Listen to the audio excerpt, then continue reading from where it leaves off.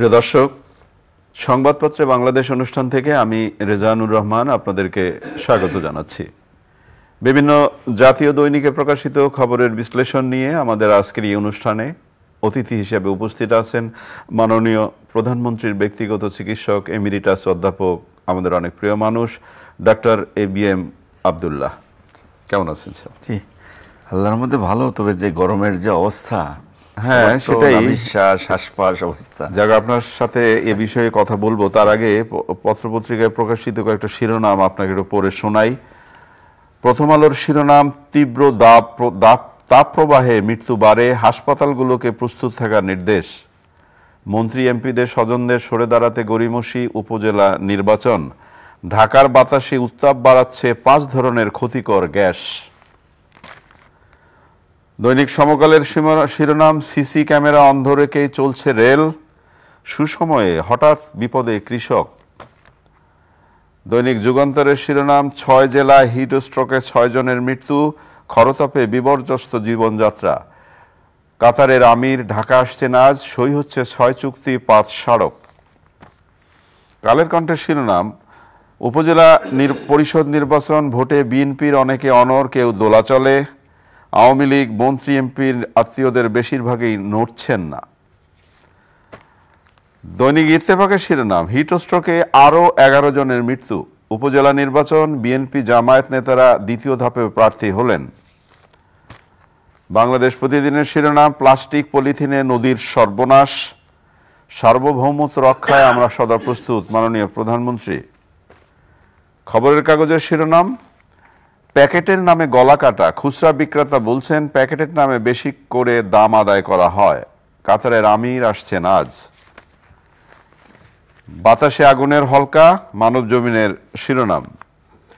আমাদের সময়ের শিরোনাম, মুখ বন্ধে 2 কোটি টাকা ঘুষ দেওয়া হয় ডলারও, কারিগরি শিক্ষা বোর্ডে শুনশান নীরবতা। যায় দিনের শিরোনাম, দলীয় নির্দেশে জটিলতা অপেক্ষায় মন্ত্রী এমপিরা, দেশের সার্বভৌমত্ব রক্ষায় আমরা সদা প্রস্তুত, চট্টগ্রাম সেনানিবাসের দরবারে মাননীয় প্রধানমন্ত্রী।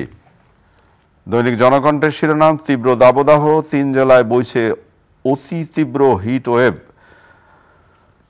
কাল প্রতীক বরাদ্দের পর আনুষ্ঠানিক প্রচার শুরু, ঢাবির সব ক্লাস অনলাইনে। আপনি শিরোনাম শুনলেন, স্বভাবতই আপনি প্রথমে বলছিলেন যে গরম নিয়েই তো এখন আমাদের অস্থিরতা সারা দেশ জুড়ে। তীব্র তাপপ্রবাহে মৃত্যু বাড়ে, হাসপাতালগুলোকে প্রস্তুত থাকার নির্দেশ, এবং ঢাকার বাতাসে উত্তাপ বাড়াচ্ছে 5 ধরনের ক্ষতিকর গ্যাস। তাপমাত্রা নিয়ে সমীক্ষা। কি মনে হয় আপনার, কি হচ্ছে? ধন্যবাদ আপনাকে। আসলে যেটা প্রবলেম, প্রথম সব সংবাদপত্রে কিন্তু শুরুতে হেডলাইন তাপমাত্রা নেই কথা কথা, সারা দেশে তীব্র তাপদাহ। আসলে ঋতু পরিবর্তন, এটা কিন্তু নতুন, বৈশাখ মাস তো, চৈত্র মাস, বৈশাখ অস্বাভাবিক, একটু হঠাৎ করে অস্বাভাবিক হওয়াতেই বোধ হয় জনগণের মধ্যে একটা ভীত সন্ত্রস্ত অবস্থা কার্যকরী কাজ করছে। মিডিয়াতেও কিন্তু এগুলো নিয়ে অনেক আলাপ আলোচনা হচ্ছে। একটা মিডিয়াতে দেখলাম হিট স্ট্রোকে 6 জন মারা গেছে, আবার দেখলাম 11 জন। মনে হয় এটি ঠিকই আছে, কারণ যে অবস্থা হিটের, তাতে এরকম হিট স্ট্রোক হয়ে মারা যাওয়া কিন্তু অস্বাভাবিক না, এটা কিন্তু হচ্ছে। আসলে আমরা তো আগেও দেখতাম যুগ যুগ ধরে, এই যে বর্ষা, এই যে সামার, যেটা একসময় স্কুল কলেজে কিন্তু বন্ধ হয়, সামার ভ্যাকেশন বলে, কিন্তু আগেও ছিল। চৈত্র মাসে মাঠ ঘাট ফেটে চৌচির এসব কথা বলতাম আগে, সবসময় কিন্তু এটা হয়, কারণ এটা তো স্বাভাবিক। কিন্তু এবারটা একটু অস্বাভাবিক হয়ে গেছে, এত টেম্পারেচার যে হারে বাড়ছে। গতকাল হাইয়েস্ট কোনো জায়গায় বোধ হয় 43 ছিল, তাই ইভেন ঢাকাতেও প্রায় 40-এর মতো ছিল, কোনো জায়গায় 38ও ছিল। হঠাৎ করে এই তীব্র তাপমাত্রা যেটা বেড়ে যাচ্ছে, এটা অসহনীয় পর্যায়ে হয়ে গেছে আর কি।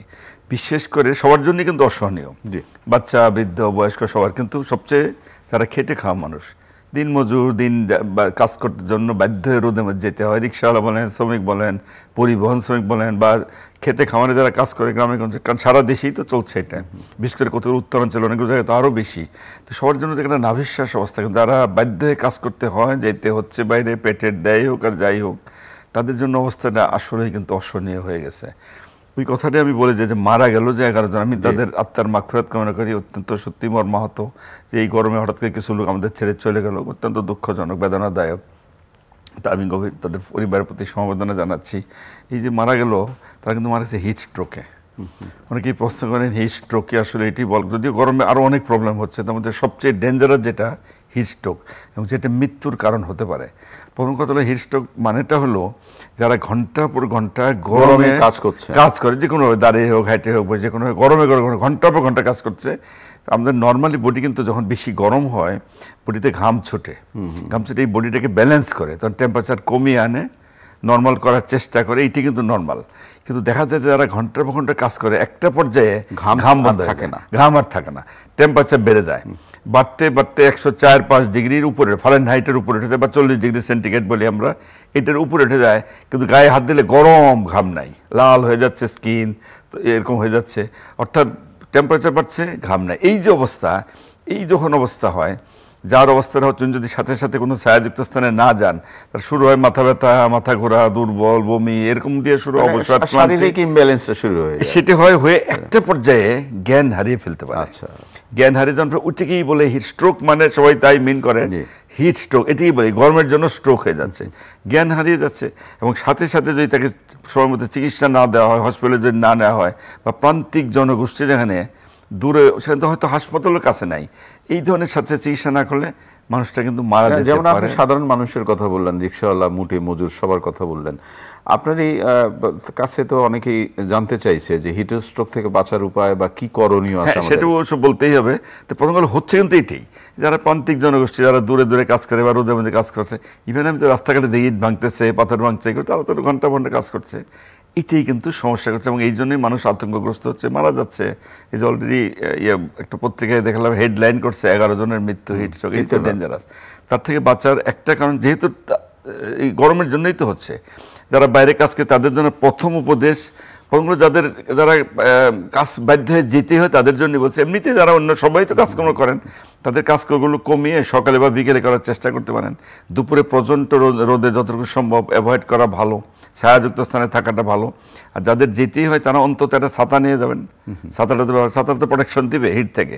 আপনি গ্রামে কিন্তু দেখবেন মাথায় মাতাল বলে, তাই না, কিন্তু ওই প্লাস্টিক, মানে এই যে তাল পাতা, এটাও দিয়ে বানায়, তারা কিন্তু এইটাও ব্যবহার করতে পারেন, কিছুটা তো প্রোটেকশন দিবে। এই একটা। 2 নম্বর হলো একটানা ঘন্টার পর ঘন্টা রোদে থাকবেন না।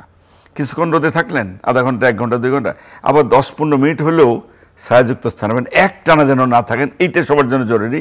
সেকেন্ড হলো, যেহেতু এত গরম, পানি শূন্যতা হয়, ঘাম দেয়, পানি বের হয়, পানির সাথে আবার লবণও কিন্তু বের হয়ে যায়। একদিকে পানির শূন্যতা, একদিকে লবণ বেড়ে যায়, তাতে অবসাদ, ক্লান্তি, দুর্বলতা, এগুলো কিন্তু হতেই পারে, তাই না? এটা হতে পারে। সেজন্য লিকুইডটা বেশি খেতে হবে, পানি বেশি, পানি মানে পানি, যে কোনো পানি, শরবত, ডাব, গ্লুকোজ, যে যা বলেন। তবে আমি কথাটা বলি, ডাবের কথাটা তার আগে বলতে চাচ্ছি যে এই গত 2 দিনে ডাবের দাম এত ডাবল বেড়ে গেছে, ডাবল ট্রিপল হয়ে গেছে। না, ডাব বলতে ডাবই খেতে হয় তা না, আসলে লিকুইড খেতে হয় না। তার চেয়েও যেটা বলছি, দেখুন যে এই যে মানুষ তৃষ্ণার্ত হয়, পিপাসার্ত হয় রাস্তাঘাটে শরবতের নামে, তাই না? এই জিনিসটা যে আমি বলছি জনগণের জন্য, যে কথাটা বারবার বলতে চাচ্ছি, এগুলো স্বাস্থ্য সম্বন্ধে কি দেখবেন, কত রকমের শরবত, কত আখের শরবত, গুড়, কি জানি মানে, এবং আবার রং দিয়ে দেওয়া, লাল দেওয়া কি হলুদ দেওয়া, তাই না? এই যে স্বাস্থ্য অস্বাস্থ্য করে গেলে কিনা বিশুদ্ধ কিনা তো জানে না, কিন্তু তিস্তাতে সমানে ডক করে সমানে খাচ্ছে, এই খায়ে আমার কিন্তু ডায়রিয়া জনিত রোগ হচ্ছে। এইটা কিন্তু জরুরি। সেই জন্যই বলছি যে চেষ্টা করবেন যে আপনার যেন বিশুদ্ধ পানি পান করেন। ইভেন তা না, বাইরে তো খোলামেলা খাওয়া দাওয়া তো করছে অনেকেই, ওপেন ধোলাবালি পড়ছে, মাছি পড়ছে, ঢাকনা নাই, এদের দৈনিক পত্রিকার কাগজ দিয়ে ঢেকে দিয়ে অনেকগুলো, এগুলো খেলে তো আবার ডায়রিয়া জনিত রোগ হচ্ছে, অর্থাৎ পানিবাহিত বা খাদ্যবাহিত রোগ, এগুলো কিন্তু বাড়ছে। সেই জন্য তাদের জন্য একটা উপদেশ, আপনার নিজের ঘর থেকে সুন্দর করে পানি টকবক করে ফুটাইয়া বোতল করে আনেন, সেই পানি ওর মধ্যে একটু লবণ দিয়ে নেবেন, কারণ লবণ মিশ্রিত পানিটা হলে করে অর্সালাইন খেতে পারেন। ডাব যে কম্পালসারি খেতেই হতো না, এই 40 টাকা ডাব আবার 100, ওই আমরা 150 টাকা গতবার আমরা ডেঙ্গুর সময় কিন্তু আলোচনা করি। সুতরাং এই ডাব যদি না পারেন জোর করে খাওয়া দরকার নাই, সিম্পল পানি খেলেও চলে, লবণ মিশ্রিত পানি যদি খান তাতেও কিন্তু এটা অনেকটা প্রোটেকশন দেবে। আরেকটা জরুরি কথা তাদের জন্য যেটা বলতে চাচ্ছি, যারা রোদে কাজ করেন, কাপড় চোপড় একটু লুজ পরলে ভালো, বেশি টাইট পরলে কিন্তু হিট বের হয় না, তাই না? এগুলো এটাও একটু ইম্পর্টেন্ট। কালার বেশি ডিপ কালার এগুলো অ্যাভয়েড করা ভালো, একটু সাদা বা হালকা, তাতে কিন্তু টেম্পারেচার লস হওয়ার সুযোগ থাকে। এই কয়টা জিনিস যদি খেয়াল রাখেন তাদের জন্য এটা খুবই জরুরি। আরেকটা হলো, কেউ যদি বুঝেন যে অনেকক্ষণ রোদে থাকার পরে মাথা ঘুরতেছে, দুর্বল, সাথে সাথে ছায়াতে চলে আসবেন, পানি পান করবেন, গাটা মুছে নিতে পারেন, বা আশেপাশে যারা থাকেন তারাও তাকে একটু হেল্প করতে পারেন, স্ট্রোক পর্যায়ে যেন যেতে না পারে। আগে থেকে যদি প্রোটেকশন দেওয়া যায় তাহলে লোকটাকে কিন্তু বাঁচানো সম্ভব। এই পয়েন্টটা আমার জন্য। অনেক ধন্যবাদ স্যার। প্রথম আলোর শিরোনাম হয়েছে ঢাকার বাতাসে উত্তাপ বাড়াচ্ছে 5 ধরনের ক্ষতিকর গ্যাস, এবং আজকে বিশ্ব ধরিত্রী দিবস। তো এটা তো আমরা বোধহয় ঢাকার রাস্তায় গেলে বুঝতে পারি যে এই যে বিষাক্ত গ্যাসের কথা বলা হচ্ছে, ক্ষতিকর গ্যাস, পরিত্রাণের উপায় কি? গ্যাস তো দেখছেন রাস্তা যে কথা বলেন, রাস্তায় বের হলেই তো দেখবেন কি সারাদিন যারা কাজ করে বাইরে এসে দেখবেন কপকাশি যদি ফেলে নাক দিয়ে কালো কালো ময়লা, এরকম তো হচ্ছেই। তো অনেক কারণ। ঢাকায় তো আপনি জানেন যে এয়ার পলিউশনে কিন্তু প্রায় 1-2 নামে, কোনোদিন 1 হয়ে যায়, কোনোদিন 2 নামে। ধৌলাবাড়ি থেকে যে কনস্ট্রাকশনের কাজকর্ম হচ্ছে, রাস্তার যে গাড়ির কতগুলো ধোয়া, পুরোনো গাড়ি, ট্রাক, কত রকমের আছে এগুলো তো, তারপরে ইট ভাটার একটু ব্যাপার আছে, এরকম বিভিন্ন কারণে কিন্তু পলিউশন তো হচ্ছে। এগুলো সেগুলো তো একটা ভয়াবহ। তাতে হয় কি, এই যে শ্বাস যাচ্ছে আমরা, শ্বাসজনিত রোগগুলো তো বাড়ছে। আমরা বলি যে অসংক্রামক রোগ কিন্তু বেড়ে যাচ্ছে। অন্যতম কিন্তু বায়ু দূষণ, শ্বাসজনিত আরো ব্রঙ্কাইটিস, এমফাইসিমা, অ্যাজমা, এগুলো তো বেড়ে যাচ্ছে।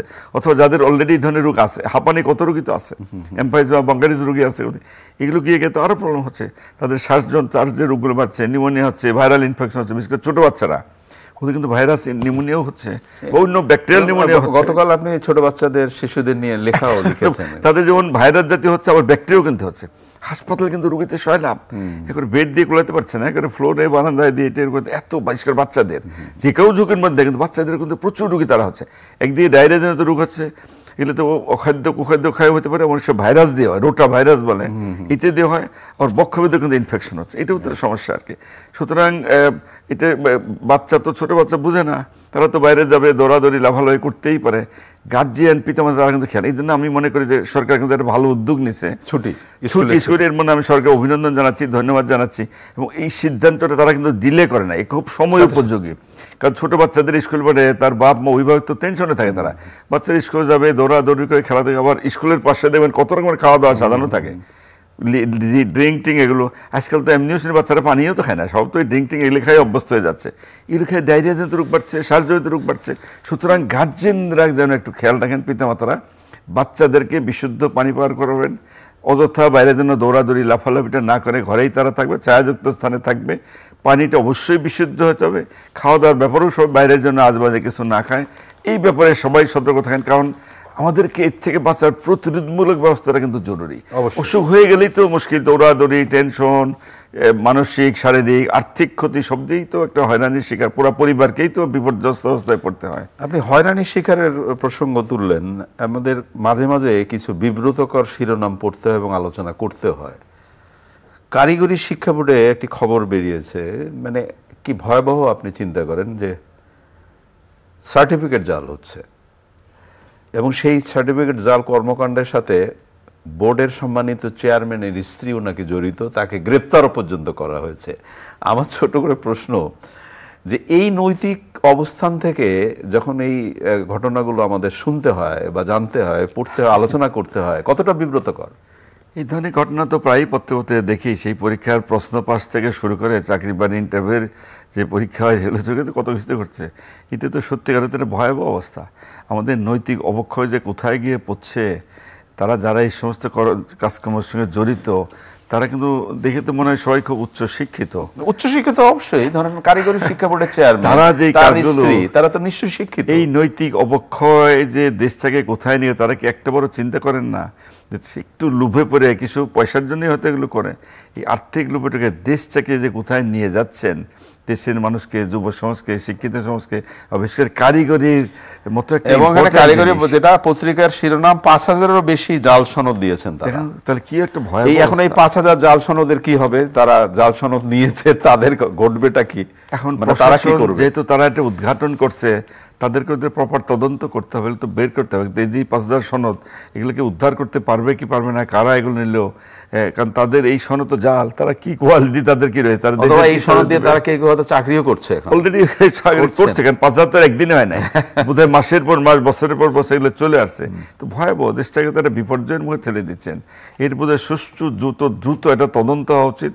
কারণ দেখা যায় পত্রিকা আসে, কয়েকদিন হয়ে হলো তদন্ত, তারপরে কিন্তু সব ধামা চলে, আরেকটা খবরের নিচে আরেকটা চাপা পড়ে যাচ্ছে। এখন এত খবর দিন দিন হচ্ছে, ওই আগেরটা আর মনে থাকে না, পরেরটা নতুন করে হয়তো ভাবে। কিন্তু এইটা যেহেতু দেশের স্বার্থের সঙ্গে জড়িত, তাই না? এটা এই ব্যাপারে বোধহয় প্রশাসনকে আরও জোরে সোরে তদন্ত করা উচিত এবং যার জন্য প্রপার এবং ভবিষ্যতে কার্যকরী ব্যবস্থা নেয় যাতে এই ধরনের কাজে কেউ আর সাহস না পায় ধরনের কাজ করতে।